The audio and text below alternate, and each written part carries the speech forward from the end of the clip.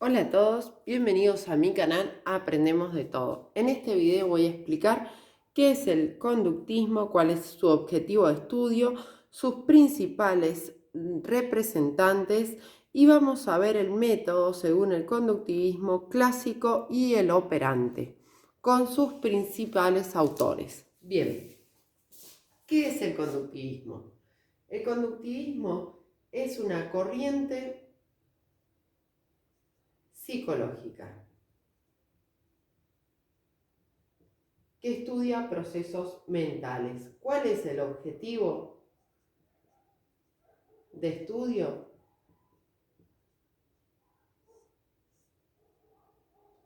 Es la conducta observable.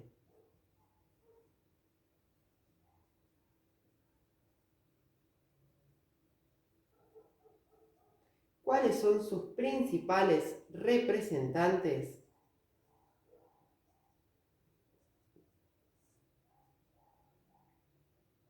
Ivan Pavlov.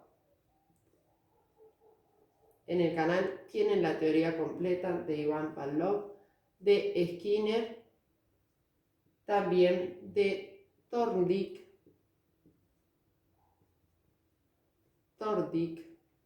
y de Watson. Bien, ¿cuál es el método de estudio?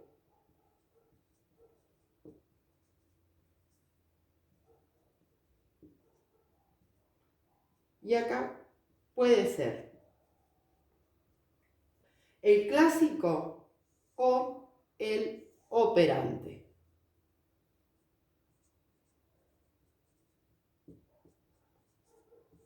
Cuando nos referimos al clásico, nos referimos a Pavlov, el cual experimentó con perros.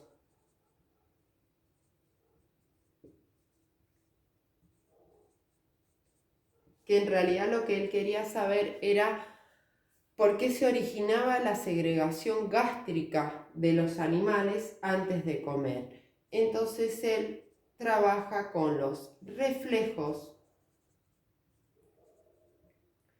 incondicionados, es decir, aprendidos inmediatamente, y los reflejos condicionados, o sea, RI y RC, como él le llama. También los reflejos condicionados se les refiere como aprendidos por asociación. También tenemos o encontramos en el conductivismo clásico a Watson. Y Watson experimentó con el pequeño Albert, condicionar y descondicionar al sujeto utilizando ruidos fuertes o diferentes estímulos. Y él hablaba entonces de condicionar y descondicionar. Y luego en el operante,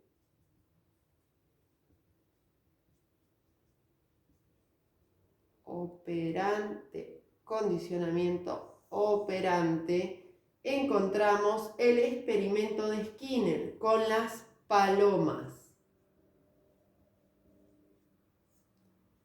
Él lo que estudió fue el aprendizaje por refuerzo.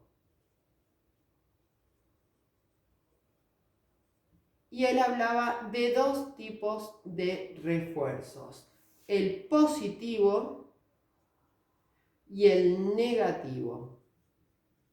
El negativo suprime. Y dentro del positivo, él hablaba que había dos tipos de refuerzos: el agradable y el no agradable. Ya voy a dar ejemplos. Y el no agradable. Y cuya repetición de estos estímulos posibilitan la repetición o la probabilidad de repetición o recurrencia de acciones o conductas.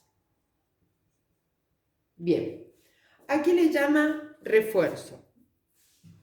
Si un niño hace una conducta que es correcta y nosotros premiamos esa conducta, ya sea con algo material, con un gesto, una sonrisa, ¿sí? Es un refuerzo positivo agradable, ¿sí?